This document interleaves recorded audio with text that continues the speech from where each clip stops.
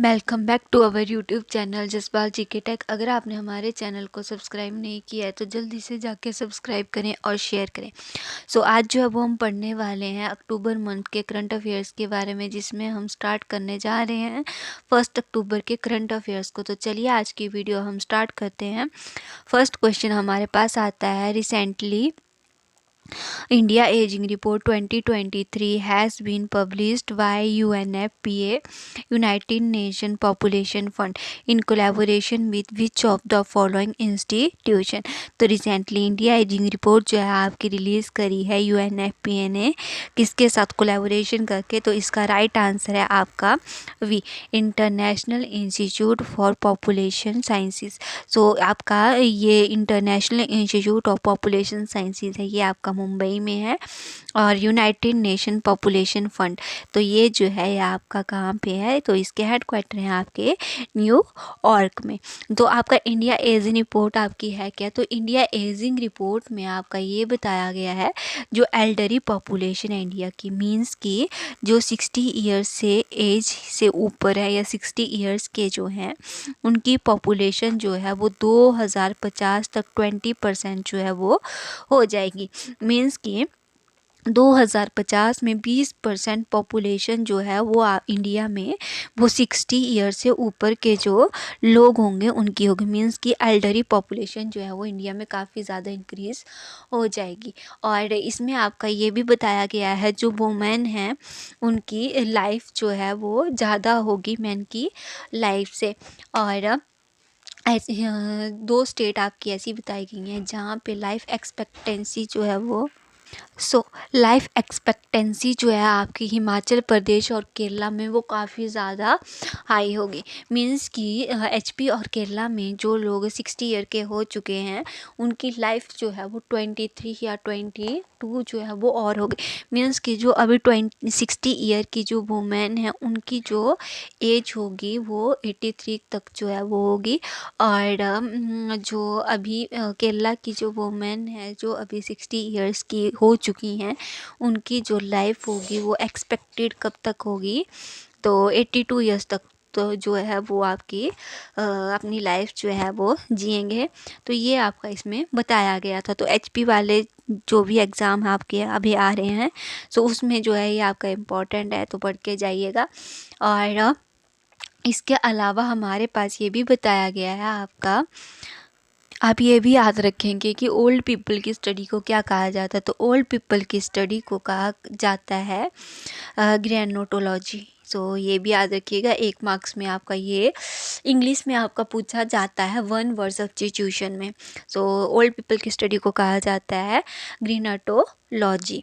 Next हमारे पास question आता है, recently which of the following ministries has organise सामाजिक अधिकारिता शिविर camps at 72 location simultaneously across India. Recently आपका कौन सी मिनिस्ट्री ने जो है वो सामाजिक अधिकारिता शिविर कैंप्स जो है वो करवाए हैं, ऑर्गेनाइज करवाए हैं 72 लोकेशन में इंडिया में। इसका जो आपका राइट आंसर है वो है C, ministry of social justice and empowerment जो है आपकी, इन्होंने ऑर्गेनाइज करवाया है सामाजिक अधिकारिता शिविर। सामाजिक का मतलब है आपका सोशल, अधिकारिता का मतलब है आपका एम्पावरमेंट, और शिविर का मतलब होता है कैंप। जो आपका ministry of social justice and empowerment है, इन्होंने आपका ये जो कैंप चलाया है, जो आपका शिविर चलाया है, ये इन्होंने चलाया है सीनियर सिटीजन्स को एम्पावर करने के लिए, और जो लोग डिसेबल हैं उन्हें के लिए जो है आपका ये सामाजिक अधिकारिता शिविर जो है वो चलाया गया है। इस जो आपका शिविर चलाया है इसके अंडर जो है डिस्ट्रीब्यूट किए जाएंगे एड्स। जैसे आपके बूढ़े लोग होते हैं वो चल सकते हैं तो उन्हें वॉकिंग एड जो है वो प्रोवाइड करवाए जाएंगे। जो लोग सुन नहीं सकते हैं उन्हें जो है वो हियरिंग एड जो है वो प्रोवाइड करवाए जाएंगे। और ये आपका किसका पार्ट है? तो सामाजिक अधिकारिता शिविर ये आपका राज्य स्तरीय बायोश्री योजना जो है उसका पार्ट है। सो इसे जो है वो किसने रन करवा, तो जो आपका राज्य स्तरीय वायुश्री योजना है, इसके अंडर जो है आपका ये शिविर आ रहा है, आता है। और जो आपका राज्य स्तरीय वायुश्री योजना है, ये स्कीम आपकी कब स्टार्ट हुई थी, तो ये स्कीम आपकी 2017 में जो है वो इस्टेब्लिश हुई थी या फिर स्टार्ट हुई थी, हम बोल सकते हैं। सो अगर आपसे ये पूछा जाए सामाजिक अधिकारिकता शिविर जो है वो कौन सी योजना का या कौन सी स्कीम का पार्ट है, तो राज्य स्तरीय वायुश्री योजना जो है उसका जो है आपका सामाजिक अधिकारिकता शिविर जो है वो पार्ट है। नेक्स्ट हमारे पास आता है recently which of the Indian film has been nominated for the 96th academy award, जिसे ऑस्कर अवार्ड भी कहा जाता है आपका। So 96 academy award means Oscar award 2024 के लिए इंडिया की किस मूवी जो है उसे या फिल्म जो उसे नॉमिनेट किया गया है, तो डी ऑप्शन जो है आपका राइट आंसर है। 2018 everyone is a hero, 2018 everyone is a hero, तो ये जो है आपकी फ़िल्म, इसे जो है वो नॉमिनेट किया गया है ऑस्कर अवार्ड 2024 के लिए। और ये जो आपकी मूवी है ये किस पे बेस्ड है, so everyone is a hero, ये मूवी जो है आपकी जो केरला में 2018 में फ्लड आया था उस पे बेस्ड है। तो इस मूवी को किसने लिखा और डायरेक्ट किया है, तो ये जो आपकी मूवी है इसको रिटन और डायरेक्ट किया है जूडे एंथनी जोसेफ ने। और लास्ट ईयर जो है इंडिया ने 2 ऑस्कर जीते थे, एक था आपका बेस्ट ओरिजिनल सॉन्ग के लिए और दूसरा था आपका बेस्ट शॉर्ट डॉक्यूमेंट्री के लिए। तो बेस्ट ओरिजिनल सॉन्ग में नाटू नाटू को मिला था जो आपका आरआर मूवी से था, और जो आपकी शॉर्ट डॉक्यूमेंट्री जिसे 2022 में ऑस्कर मिला था वो था आपका एलिफेंट विस्पर्स। सो नेक्स्ट जो हमारे पास क्वेश्चन आता है वो है आपका recently which of the following state has ban the planting of Conocarpus tree. So Gujarat ने रिसेंटली जो है आपका कोनोकॉर्पस ट्री जो है इसकी प्लांटिंग करना जो है वो बैन कर दिया है। सो ए ऑप्शन आपका राइट है। सो जो आपका कॉर्नोकॉर्पस जो है एक हार्मफुल इफ़ेक्ट जो है वो देता है आपका जो लोकल इंडिजिनस ट्री, जो आपके देसी स्वदेशी जो ट्रीज़ हैं या जो आपके लोकल ट्रीज़ हैं उन पे जो है वो हार्मफुल इफ़ेक्ट जो है आपका ये ट्री छोड़ता है। और इसकी रूट्स जो है वो काफ़ी ज़्यादा डीप होती है और ये आपका कोस्टल एरियाज में जो है वो पाया जाता है। और अगर आपसे पूछा जाए कि रिसेंटली जो है आपका गुजरात ने जो है वो बैन किया कॉर्नोकॉर्पस ट्री ने, तो सबसे पहले इंडिया में किस स्टेट ने जो है वो आपका बैन किया था, तो सबसे पहले आपका इंडिया में जो है आपका तेलंगाना ने बैन किया था कॉर्नोकॉर्पस ट्री को। तो ये जो आपका तेलंगाना ने इसी ईयर जो है आपका ये बैन किया था ट्री। सो जो आपका ये ट्री है इसके काफ़ी ज़्यादा पोलन्स होते हैं और ये जो है आपके जो पोलन्स होते हैं इस ट्री के वो आपको हेल्थ इशूज़ जो है वो बढ़ जाते हैं, जैसे आपका कफ हो गया, कोल्ड हो गया, अस्थमा, तो ये सब जो है आपके इसके ट्री के पोलन जो है वो काउज करते हैं एलर्जी और काफ़ी ज़्यादा जो है डीप जो है इसकी रूट्स होती हैं। सो नेक्स्ट हमारे पास आता है recently the first urban shift forum Asia was held in New Delhi. So it is led by which of the following organisation. तो आपका एशिया का पहला अर्बन शिफ्ट फॉर्म जो है आपका न्यू दिल्ली में हुआ है। ये क्वेश्चन आपका काफ़ी इम्पोर्टेंट है और किसने जो है इसे किस ऑर्गेनाइजेशन ने जो इसे लीड किया है। सो इसका राइट आंसर है आपका भी UNEP ने, यूनाइटेड नेशन इन्वायरमेंट प्रोग्राम ने जो इसको लीड किया है। और जो आपका UNEP है इसने काफ़ी सारी रिपोर्ट्स भी पब्लिश करी हैं, आपकी होगी emission gap report, adaptation gap report, तो ये जो आपकी UNEP ने जो है वो पब्लिश की हैं। इसके अलावा हमारे पास आता है ग्लोबल इन्वायरमेंट फैसिलिटी। सो ग्लोबल इन्वायरमेंट फैसिलिटी जो है ये आपका इस्टेब्लिश हुआ था 1992 में रियो अर्थ समिट के ओकेज़न पे। ठीक है। और इंडिया जो है आपका इस ग्लोबल इन्वायरमेंट फैसिलिटी जो है इसका मेंबर है। और ये जो आपका ग्लोबल इन्वायरमेंट फैसिलिटी है, ये इन्वायरमेंट प्रोजेक्ट जो है उन्हें फंड प्रोवाइड करवाता है। सो ग्लोबल इन्वायरमेंट फैसिलिटी जो है आपका वाशिंगटन में जो है वो है। सो नेक्स्ट हमारे पास क्वेश्चन आता है, recently FSSAI has introduced a special category in the online FOSCOS portal to promote which of the following in the food business। So FSSAI ने इंट्रोड्यूस की है आपकी special category in the online FOSCOS portal पे, तो portal to promote which of the following food business sector. So इसमें जो है आपका ए ऑप्शन राइट आंसर है, gender equality. So gender equality जो है आपका इसे प्रमोट करने के लिए, जेंडर इक्वालिटी को प्रमोट करने के लिए FSSAI ने इंट्रोड्यूस किया है special category in the online FOSCOS में जेंडर इक्वालिटी को, ठीक है। और जो आपका FSSAI है ये किसके अंडर वर्क करता है?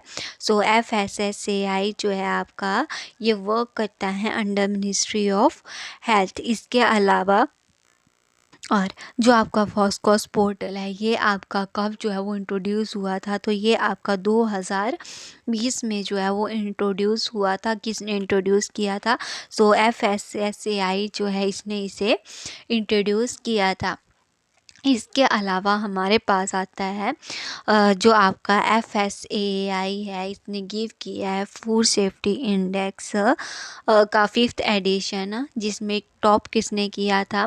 केरला ने किया था लास्ट स्टेट में, गोवा जो है वो स्मॉल स्टेट में, और जम्मू कश्मीर है वो आपका आया था यूनियन टेरिटरीज़ में। सो ये सब जो है आपका इसमें आता है। और FSSAI ने रिसेंटली जो है मिथुन जो आपका एनिमल है उसे जो है वो खाने योग्य जो है वो बताया है, ठीक है। सो जो आपका मिथुन है वो बेसिकली आपका नागालैंड, अरुणाचल प्रदेश और ऐसी आपकी और अदर जो नॉर्थ ईस्ट स्टेट है वहाँ पे जो है वो आपका मिथुन एनिमल जो है वो पाया जाता है। तो इसे जो है आपका FSSAI ने जो है वो स्टेटस दे दिया है to promote the meat, means कि इसे फूड एनिमल का स्टेटस जो है वो आपका दे दिया गया है मिथुन को। सो नेक्स्ट जो हमारे पास आता है क्वेश्चन वो है आपका, recently which of the following IT company has signed 8 MOUs with department of ministry of education and ministry of skill development and entrepreneurship to scale digital skill training in India. So recently IT company ने 8 MOUs sign किए हैं ministry of education और MSDE के साथ scale करने के लिए digital skill training in India. So इसका जो आपका राइट आंसर है वो है आपका IBM। So IBM IT company जो है उसने 8 MOUs जो हैं वो साइन की हैं। अब जो आपके 8 MOUs हैं वो आपके कौन कौन से हैं? सो जो आप हमारे 8 इसमें जो आपके MOUs रहते हैं, artificial intelligence, cyber security, cloud computing etcetera platform जो हैं आपके, सो इनके लिए जो है आपकी ट्रेनिंग्स जो है वो प्रोवाइड करवाए जाएंगी इन MOUs के अंडर। और जो आपका IBM है इसका जो अपना खुद का एक प्लेटफॉर्म है वो है वाटसन। तो वाटसन अगर आपसे पूछा जाए वाटसन किसका प्लेटफॉर्म है, तो वाटसन जो है वो आपका IBM जो IT कंपनी है उसका प्लेटफॉर्म है। सो नेक्स्ट हमारे पास आता है the compressed biogas plant and biogas plants that are registered on Govardhan portal are eligible to get financial assistance under which of the following scheme of the Department of Fertilizer under the Ministry of Chemical and Fertilizer। सो जो आपकी CBGC plant and biogas plants जो हैं इन्हें register किया गया है Govardhan portal में, ठीक है। और ये जो है आपके एलिजिबल हैं फाइनेंशियल असिस्टेंस के लिए। सो किस स्कीम के अंडर जो है वो है आपके आते हैं? सो इसका राइट आंसर है आपका सी, मार्केट डेवलपमेंट असिस्टेंट स्कीम के अंडर जो है ये आपके आते हैं। और ये स्कीम किसकी है? So market development assistance MDA scheme. तो MDA स्कीम जो है आपकी वो है डिपार्टमेंट ऑफ फर्टिलाइज़र की, जो आपका किसके अंडर आता है?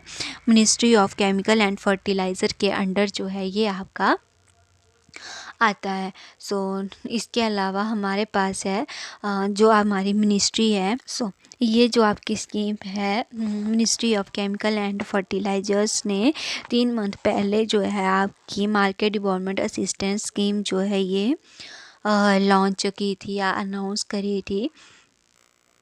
ये आपका बेसिकली है क्या? सो MDA स्कीम आपकी क्या है?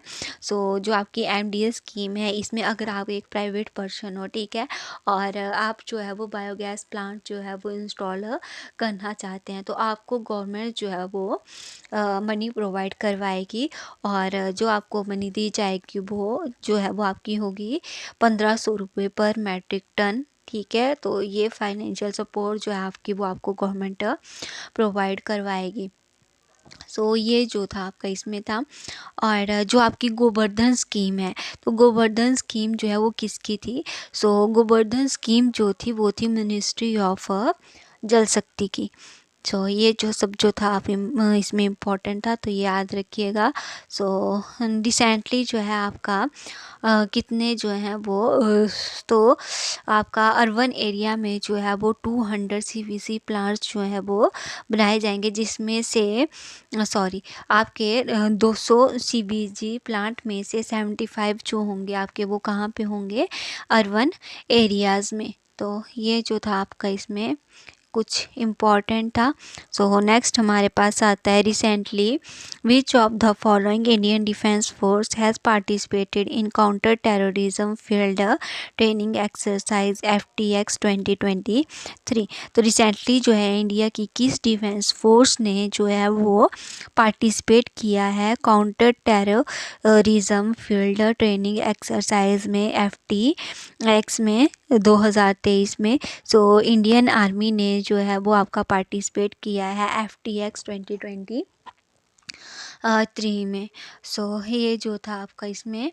और जो आपका counter terrorism field training exercise जो है जिसे आप शॉर्ट फॉर्म में FTX भी बोलते हैं, ये आपकी जो है वो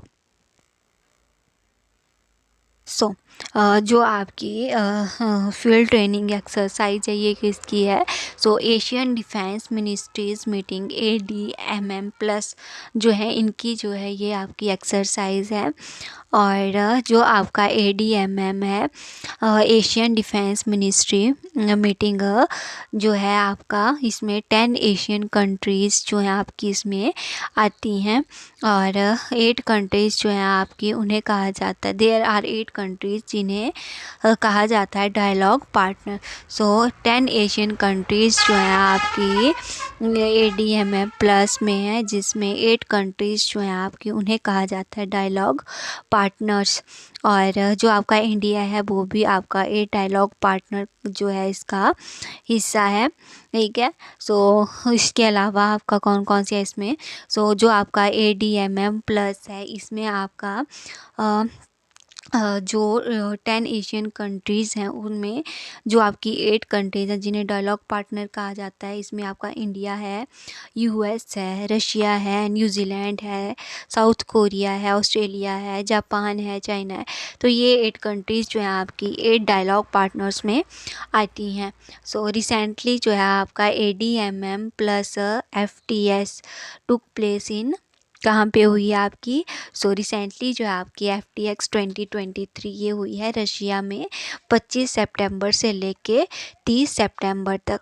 तो ये जो था आपका इसमें था। और एक आप ये भी याद रखेंगे जो आपकी पहली ADM प्लस मीटिंग हुई थी कहाँ पे कब हुई थी?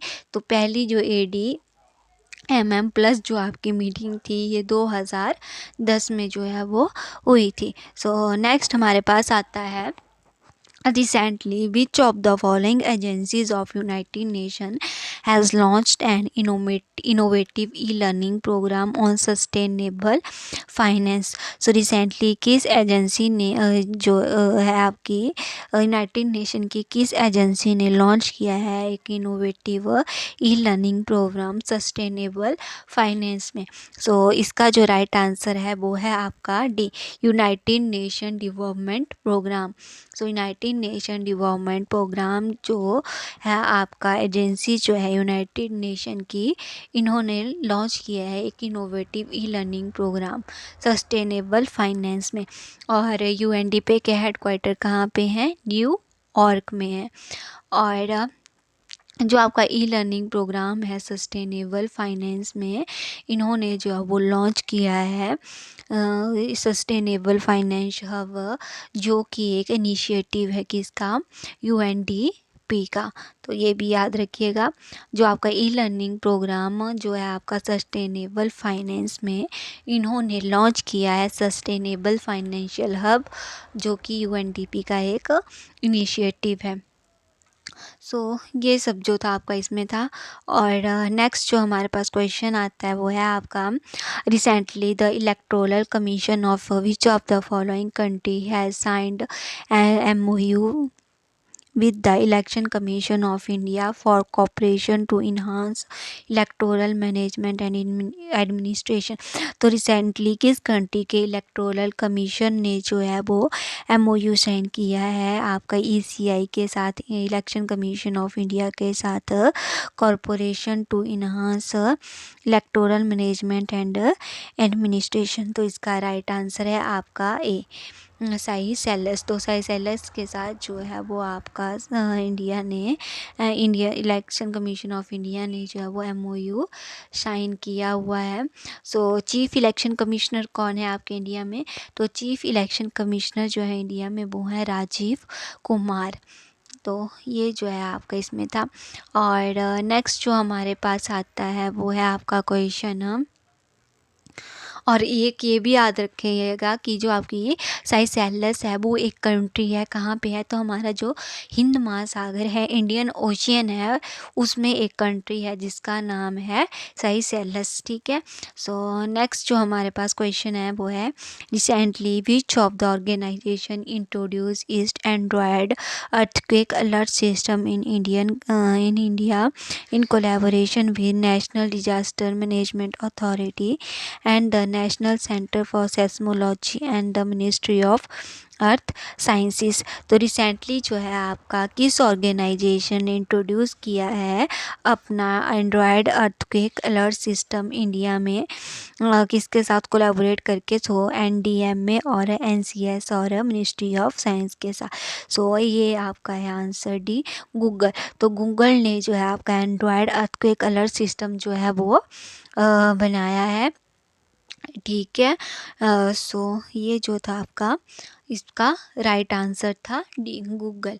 तो इसके अलावा हमारे पास जो आपका आता है एंड्रॉयड जो है आपकी कौन रन, एंड्रॉयड जो आपका है इसको कौन जो है वो रन करता है? तो एंड्रॉयड जो है इसको ले लिया है किसने? गूगल ने। पहले एंड्रॉयड एक अलग से कंपनी थी, लेकिन अब जो है इसे गूगल जो है वो चलाता है। सो नेक्स्ट हमारे पास आता है, recently which of the following country has launch a remote sensing satellite Yaogan 3304? So इसका जो राइट आंसर है वो है आपका बी, चाइना। तो चाइना जो है उसने लॉन्च किया है रिमोट सेंसिंग सैटेलाइट जिसका नेम है याओगान 3304। सो नेक्स्ट जो है हमारे पास वो है आपका, recently scientist have discover pangolin species named Manis mysteria. Now there are the total of how many varieties of pangolins? So recently scientist ने जो है न्यू स्पीसीज जो है वो पेंगोलियन की डिस्कवर की है जिनका नाम है मानिस मिस्टीरिया। तो इसी के साथ जो है वो कितनी वेराइटीज़ जो है वो आपकी पेंगोलियंस की हो गई हैं? तो इसी के साथ आपकी 9 वेराइटीज़ जो है वो पेंगोलियंस की हो गई हैं। और जो आपका माइनिस मिस्टीरिया गया जो आपका पेंगोलियन है रिसेंटली कहाँ पे देखा गया है।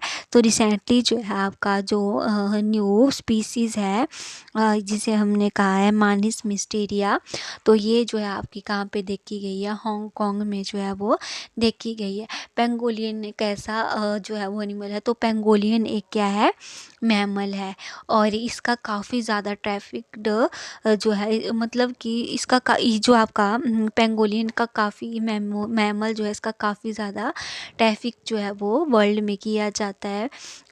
ठीक है। तो ये जो है आपका ये और जो आपका ये मैमल है इसकी ट्रैफिकिंग क्यों की जाती है, क्योंकि अगर आप इसको खाते हैं ना तो ये आपका कैंसर जो है उसको क्योर करता है क्यों। ठीक है।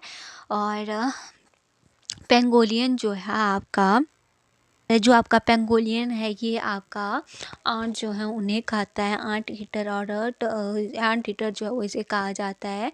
क्यों कहा जाता है ऐसा, तो क्योंकि ये आंट और टर्माइट्स जो हैं उन्हें ही ईट करता है। तो आपके जो पेंगोलियन है ये कहाँ कहाँ पे फाउंड किए गए हैं, अफ्रीका एंड एशिया। और रिसेंटली जो आपकी न्यू वैरायटी है कहाँ पे देखी गई है, तो रिसेंटली आपका माइनस मेस्टीरिया पेंगोलियन स्पीसीज जो है वो देखी गई है कहाँ पे, हांगकांग में। तो ये भी याद रखिएगा। नेक्स्ट हमारे पास आता है recently which of the following state government has urged the PM for the recognisation of the Sarna religious code for tribal communities in the state. तो रिसेंटली किस स्टेट गवर्नमेंट ने जो है वो अर्ज किया है पीएम मोदी से रिकॉग्नाइज करने के लिए Sarna religious code for tribal communities के लिए। तो झारखंड गवर्नमेंट ने जो है वो अपील की है पीएम मोदी से रिकॉग्नाइज करने के लिए साना रिलीजियस कोड को ट्राइबल कम्युनिटीज़ के लिए। सो जो आपका राइट आंसर हो गया आपका डी, झारखंड गवर्नमेंट ने जो है वो पीएम मोदी से अपील करी है। ठीक है। तो सारना आपका क्या है, तो सारना जो है वो आपका एक रिलीजन है जिसको ट्राइबल पीपल जो जनजातीय लोग होते हैं वो फॉलो करते हैं। सो वो क्या करते हैं, वर्ष पूजा करते हैं नेचर की, ट्रीज की और हिल्स की। ठीक है। तो ये आपका इसमें बताया था। और इसके अलावा हमारे पास जो सारना रिलीजन है ये आपका वेस्ट है जल, जंगल और ज़मीन। तो जल का मतलब हो गया वाटर, ज़मीन का मतलब हो गया लैंड और जंगल का मतलब हो गया फॉरेस्ट। तो ये जो है आपका इसमें आता है। सो नेक्स्ट जो है वो हमारे पास आता है आपका